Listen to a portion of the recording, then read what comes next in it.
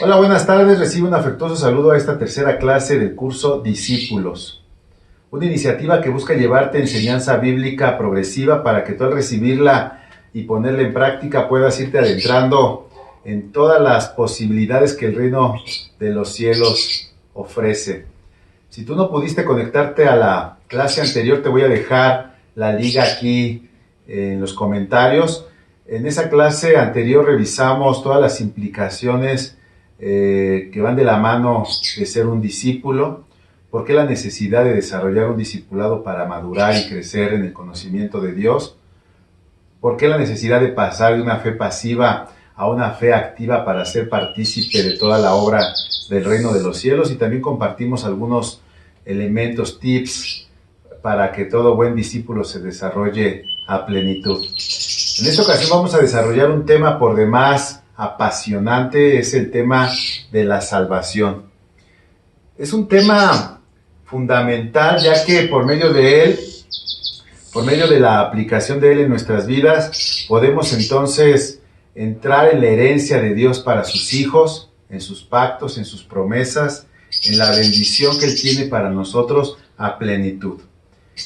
El elemento clave de poder hacerlo es la fe, así que yo te voy a invitar a que estés muy atento y te reto a que puedas creer todo lo que vamos a estar desarrollando en este tema. También te invito a que corrobores con tu propia Biblia que todas las citas que vamos a estar aquí compartiendo son fieles a las Escrituras.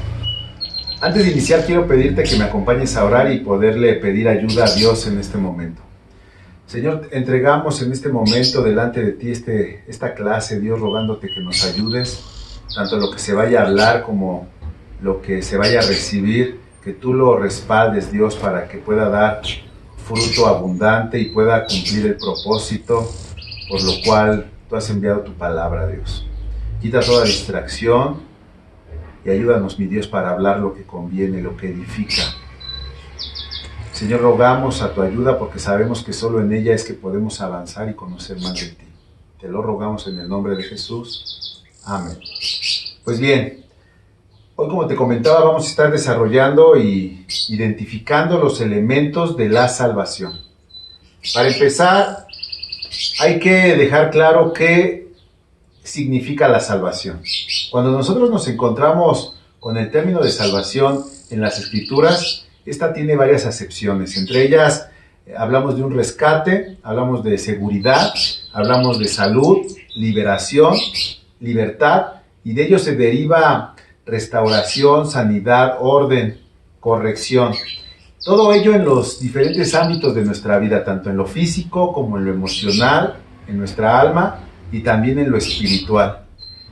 La salvación va operando en nosotros a manera de una restauración de todo aquello que por estar alejado de Dios se ha deteriorado. Yo no sé cuál es la problemática que tú estés enfrentando el día de hoy, pero te puedo asegurar que la respuesta está en la salvación de Dios. Así que vamos a seguir adelante.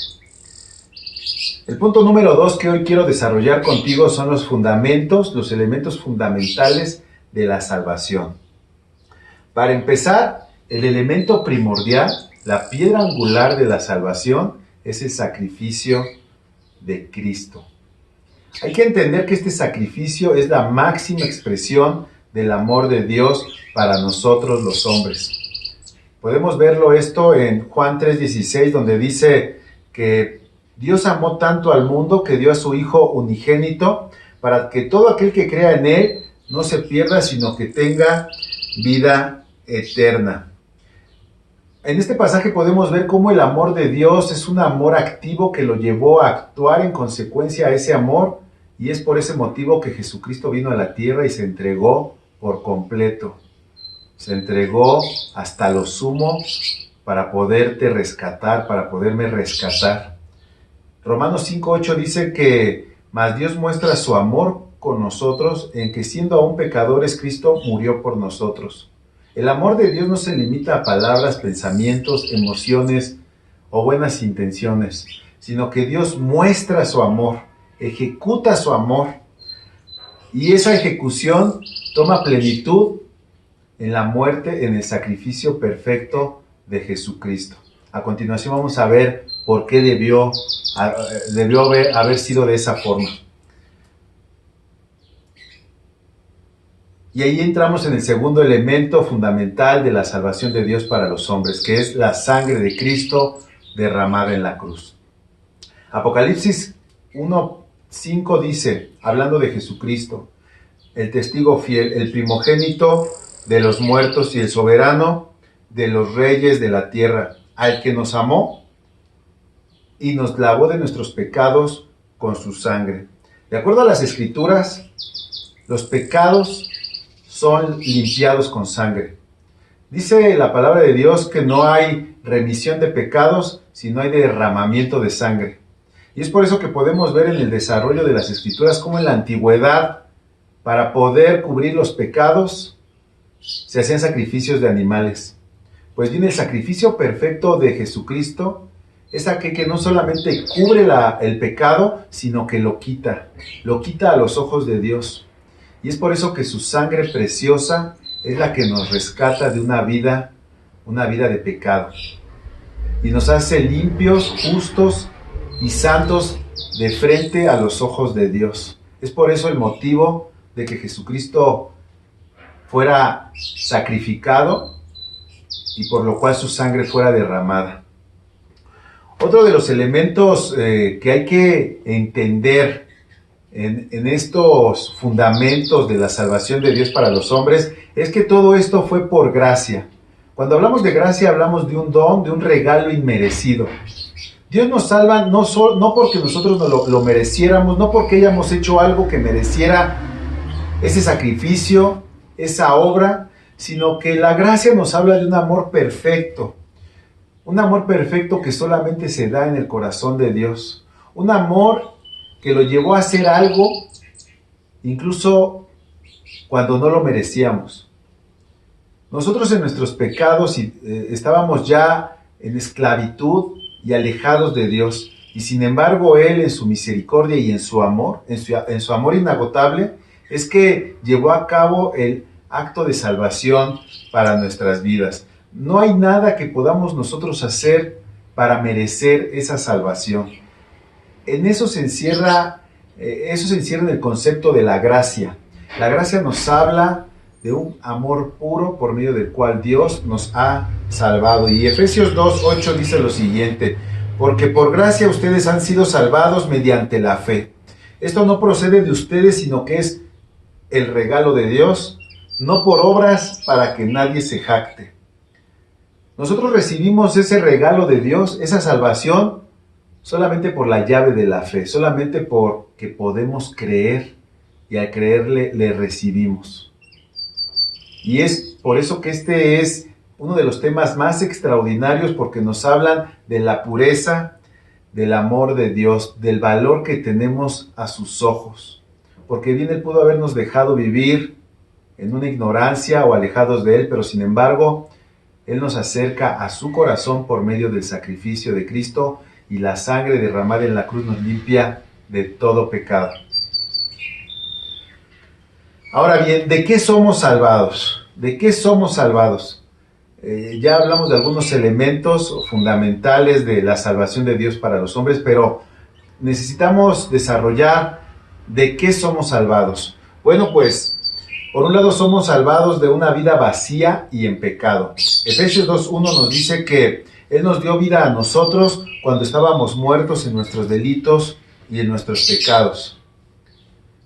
Porque Dios, que es rico en misericordia por su gran amor con que nos amó, aun nosotros estando muertos en pecados, nos dio vida juntamente con Cristo. Y remata: por gracia son salvos, no porque lo mereciéramos. De acuerdo a este pasaje y a otros más de las Escrituras, se nos deja ver que una vida de pecado, una condición de pecado, nos muestra delante de Dios como muertos en vida, como vacíos de la llenura del amor de Dios. Y en esa condición nosotros vamos vagando sin rumbo, sin sentido.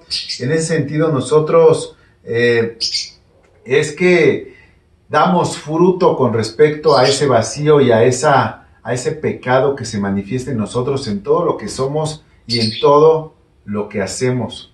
Es decir, las mismas escrituras nos dejan ver que todos los males de la humanidad son resultados de la muerte espiritual en la cual el hombre se encuentra alejado de Dios. Una vida de pecado, una vida sin el conocimiento de la vida de Dios, una vida estéril, una vida que no produce fruto conforme al reino de los cielos. Es una vida verdaderamente lastimosa y muchas veces el hombre está enfrentando las consecuencias de vivir esa vida vacía, esa vida sin Dios, y no advierte que el origen de toda esa problemática es vivir alejado de Dios. Es por eso que Dios en su misericordia, es por eso que Dios en su gran amor, es que busca que nosotros podamos ser reconciliados con Él por medio de la sangre de Jesucristo, para que en ese sentido Él pueda venir a morar en nosotros, podamos tener un encuentro glorioso con Él, que pueda ir produciendo en nosotros vida y vida en abundancia. Ese corazón de los hombres que viven alejados de Dios en pecado como un desierto estéril, seco, árido. Y es cuando nosotros llegamos a Dios por medio de Jesucristo que entonces ese desierto empieza a florecer y muchas de las cosas que anteriormente nos agobiaban, entonces nos empiezan a dejar, porque ahora somos libres para dejar esa vida de pecado e ir caminando con libertad hacia el reino de los cielos, donde tenemos una gloriosa libertad. De eso nos salva Jesucristo, su sacrificio y la obra de Dios por medio de Él. Y otra cosa de las que nos salva también Dios es de su propia ira. Romanos 5:9 dice que estando ya justificados por la sangre de Jesucristo, seremos salvos de la ira. Por más duro que parezca,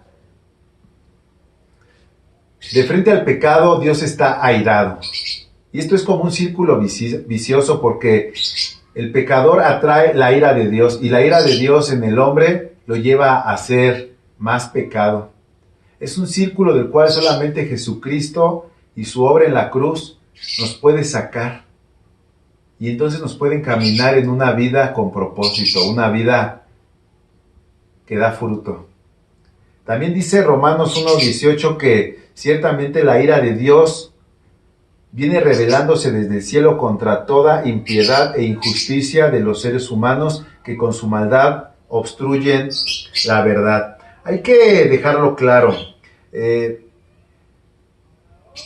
Esta condición de pecado, esta condición de muerte en los hombres, se ha manifestado en todo hombre que ha nacido de mujer.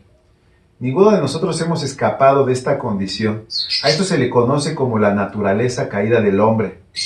Esto es resultado del pecado de Adán y Eva, como lo declaran las Escrituras, y todos los hijos después de ellos han recibido esta condición de pecado que se desarrolla de forma natural en nosotros.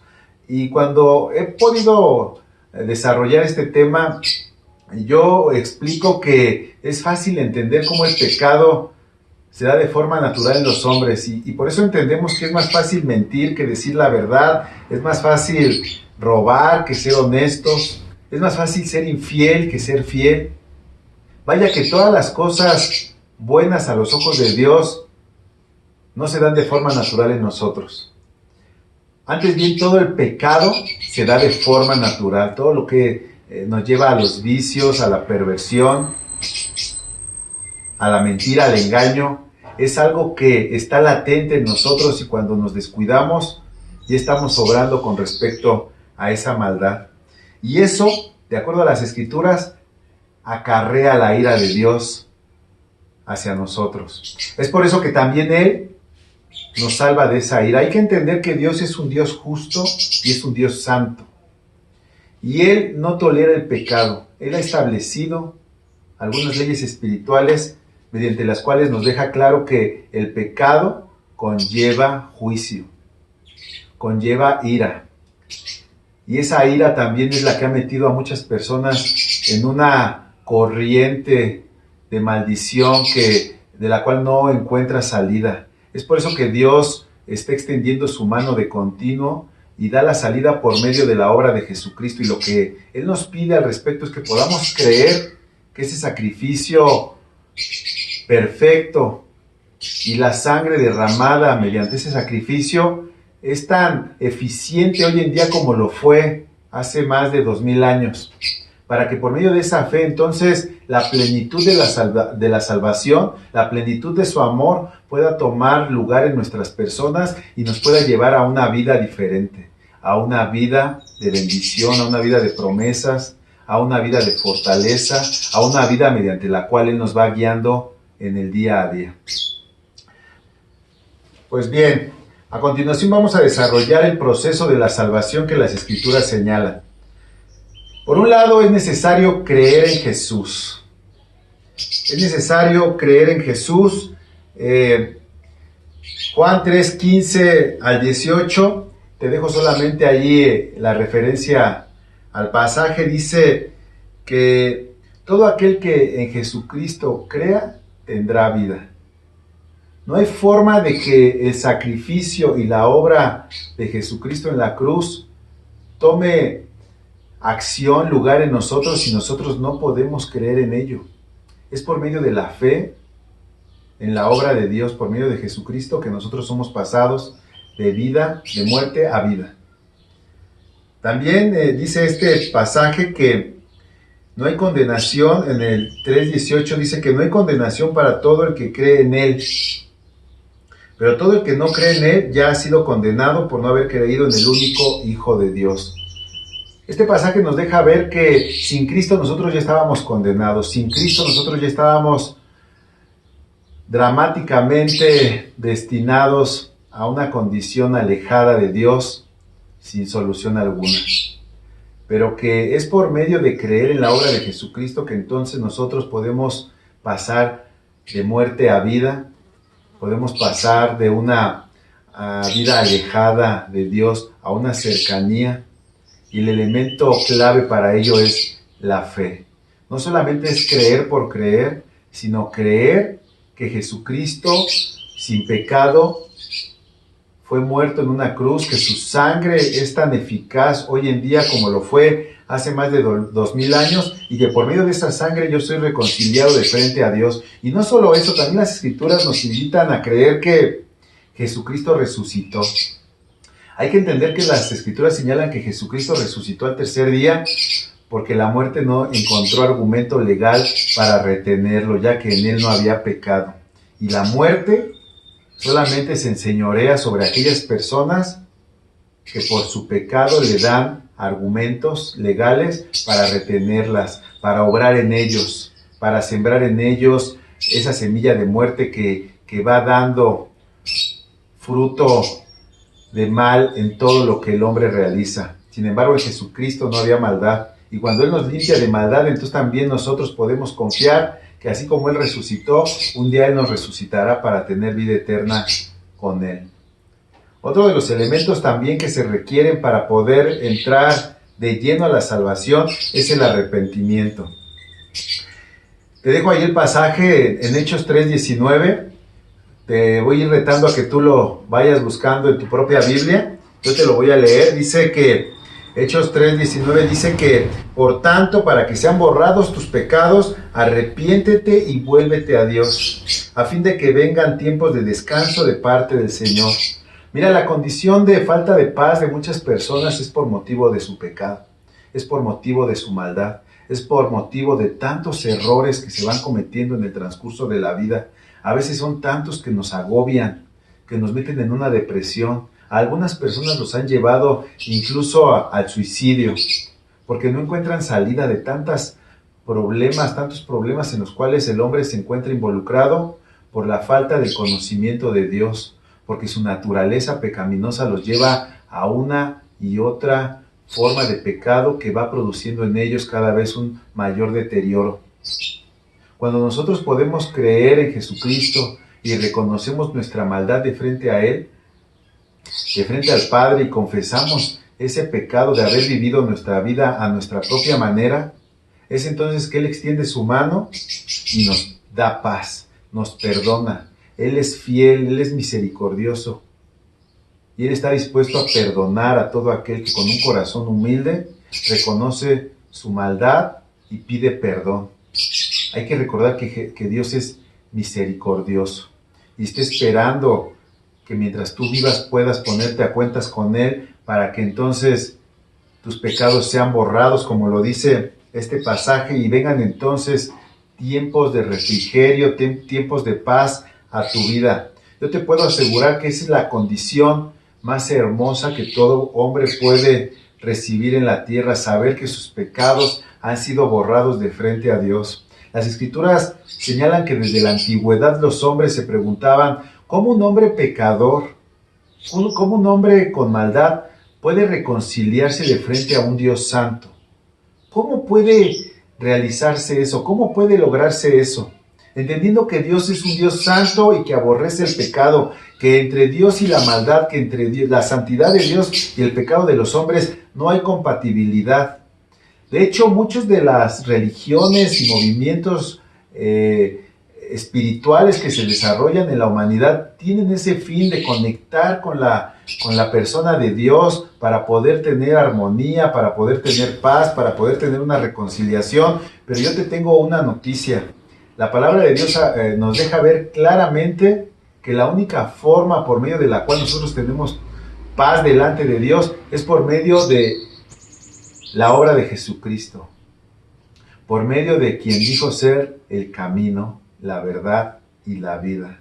Ese es el camino que estableció el mismo Dios de los cielos, el creador del universo, en su amor por nosotros. No es algo que nosotros pudiéramos haber realizado, sino es algo que Él mismo realizó por el puro afecto para nosotros, que nos abrió la puerta para que pudiéramos nosotros llegar a esa condición de paz que sobrepasa todo entendimiento.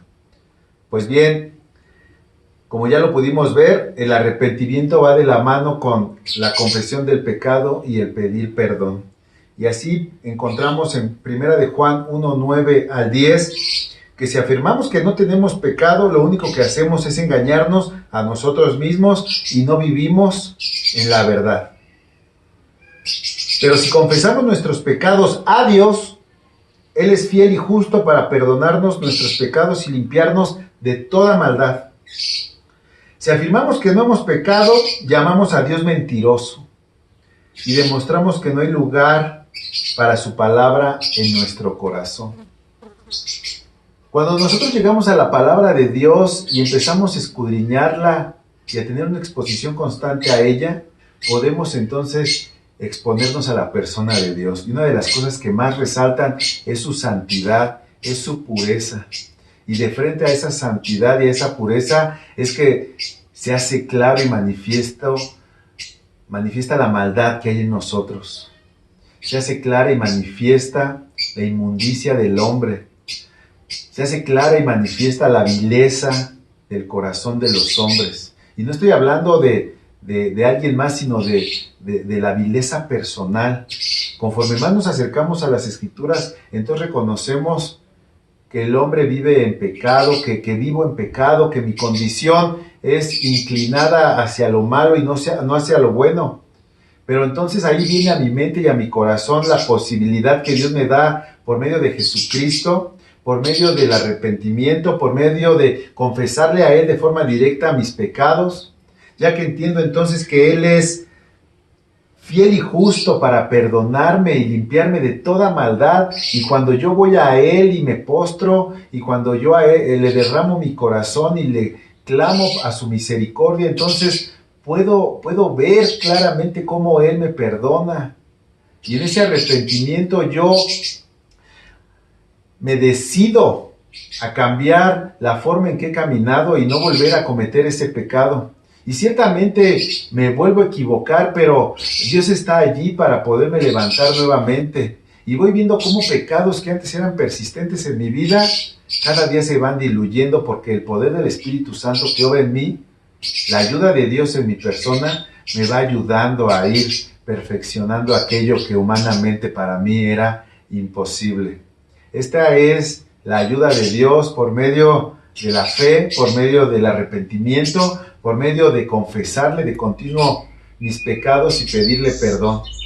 Esa sangre de Cristo está ahí disponible para que uno pueda irse acercando a Dios, apelando a ella para limpieza de pecado, para limpieza de la conciencia y para que entonces podamos llegar hasta el corazón, hasta la intimidad de Dios y tener una comunión perfecta con Él. Pues bien, otro de los elementos que también son parte del proceso de la salvación es recibir a Jesús. Hay un pasaje muy interesante en Apocalipsis 3:20, también ahí te dejo la referencia para que lo busques tú en tu Biblia. Nos habla de que es Jesucristo hablando y Él dice lo siguiente: mira, yo estoy a la puerta y llamo. Si oyes mi voz y abres la puerta, yo entraré y cenaremos juntos como amigos. Este pasaje es extraordinario porque a través del mensaje de Cristo, a través del Evangelio, a través del amor de Dios, es que Jesucristo está invitando a los hombres a que voluntariamente el hombre abra su corazón. Y esto requiere ejercitar la voluntad. No es algo que yo pueda imponer o que tú puedas imponerle a nadie más. Es un acto de voluntad al cual Jesucristo mismo está apelando. Él está tocando la puerta del corazón de los hombres y les está diciendo: déjame entrar y tener comunión contigo, tener intimidad íntima, intimidad muy cercana, intimidad enriquecedora como la de unos amigos. Una intimidad como la de una cena en la cual podamos conversar y desarrollar un diálogo muy cercano al corazón de Dios. Hoy en día Dios está tocando el corazón de los hombres y está tocando esa puerta, y hoy también la invitación se hace a tu persona para que tú puedas entonces decidirte a abrirlo y decirle: sí, Jesús, entra a mi vida. Literalmente así procede. Uno, cuando siente el llamado de Dios, es que le dice uno a Jesús: sí, Jesús, ven y entra a mi vida. Acto seguido, es necesario seguir a Jesús. Hay un pasaje también muy interesante en el Evangelio de Juan, en el capítulo 6, en el versículo 66 al 68, donde algunos que le seguían en ese momento no tienen a bien seguirle más. En ese momento dudan, en ese momento se les hace difícil la enseñanza de Jesucristo y deciden abandonar a Jesús. Y en ese momento Él se vuelve a sus discípulos y les pregunta: ¿ustedes también van a marcharse? A lo cual Simón Pedro le contestó: Señor, ¿a quién iríamos si solo tú tienes palabras de vida eterna?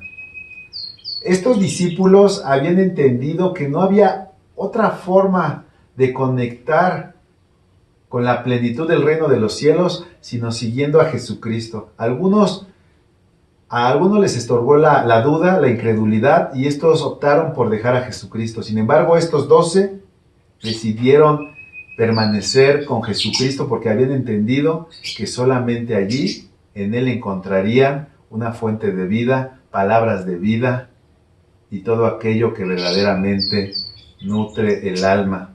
Y es por eso que también, una vez que nosotros hemos podido creer en Jesús, arrepentirnos de nuestros pecados, confesarlos, pedir perdón, y hemos decidido recibir a Cristo en nuestro corazón, es que de forma automática, de forma natural, es que en nosotros hay una pasión por seguir a Jesucristo y aprender más de Él, porque sabemos que en Él hay palabras de vida eterna. En este momento yo quisiera, antes de continuar, siento en mi corazón invitarte a ti, si tal vez no has desarrollado este proceso en tu vida, yo te invito a que lo desarrolles. Es el regalo más grande, como te comentaba, de Dios para los hombres, y creo que en este momento Dios te está a ti invitando a desarrollar este proceso. Todo ello se desarrolla por medio de una oración. La palabra de Dios dice que con el corazón se cree para justicia, pero con la boca se confiesa para salvación. Entonces yo te voy a invitar, si es que este mensaje está tocando tu corazón y sientes que Jesucristo está llamando a la puerta de tu corazón, que inclines tu rostro y que desarrolles esta oración conmigo, creyendo verdaderamente que Jesucristo te ama y murió por ti. Es una oración muy sencilla que puede cambiar el rumbo de tu vida. Yo te invito a que lo hagas en este momento. Así que cierra tus ojos y puedes hacerlo con las palabras que yo te voy a ir guiando o con tus propias palabras, pero te invito a que lo hagas de forma audible. Y dile: Señor Jesucristo, yo creo en ti. Creo que tú desarrollaste una obra perfecta, la obra del amor de Dios por mí. Yo creo que tú te entregaste en un sacrificio perfecto porque me amas, porque me amaste. Y creo que derramaste tu sangre en la cruz para que por medio de ella todo mi pecado y mi maldad pueda ser limpiada. Yo me arrepiento de mis pecados, yo me arrepiento de mi maldad, yo me arrepiento de haber vivido mi vida a mi propia manera, de no haberte buscado, de pensar que yo era suficiente para poder desarrollarme exitosamente y por no buscarte. Perdóname por esa ignorancia, por esa negligencia. Lávame de mis pecados. Preséntame santo y limpio delante de Dios. Yo te recibo en mi corazón. Recíbeme tú como tu hijo y sé tú mi padre. Y ayúdame a seguirte por siempre. Ayúdame a tener un corazón dispuesto que siempre busque de ti. Señor, ayúdame en mis debilidades. No permitas que yo vuelva atrás. Antes bien que yo vaya como la luz de la aurora, creciendo cada vez más hasta que el día sea perfecto. En tu nombre, Jesús. Amén. Si desarrollaste esta oración, entonces has desarrollado el proceso de salvación. Y yo ruego a Dios porque Él te extienda su ayuda, Él te extienda su mano y que nunca te deje desviarte ni caer. Antes bien, que camines y madures en todo el conocimiento del reino de los cielos y que seas como un árbol plantado junto a corrientes de agua y que crezcas y que tu hoja sea verde y que des mucho fruto, fruto de bendición para tu propio provecho y para muchas otras personas, tanto las que te rodean como para aquellas que te han de conocer y han de ver en ti la luz de Dios, el amor de Dios en tu persona. Pues bien, ahora sí continuemos.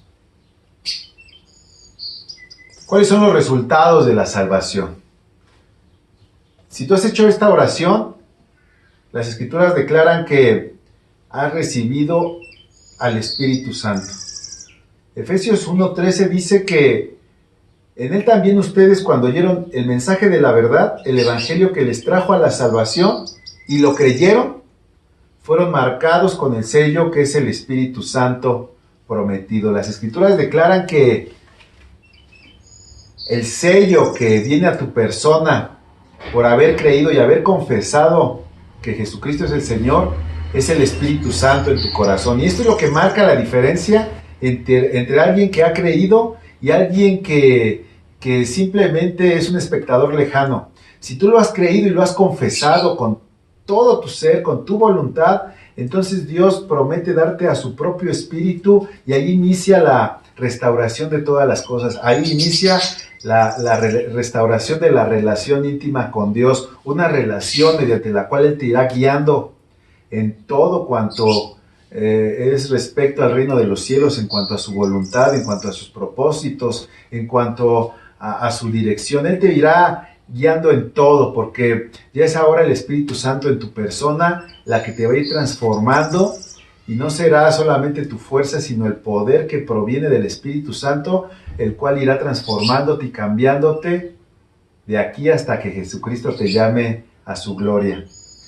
Otro de los resultados de esta salvación, pues como lo puedes ver, es la cercanía a Dios. Efesios 2:13 dice que ahora has sido unido a Cristo.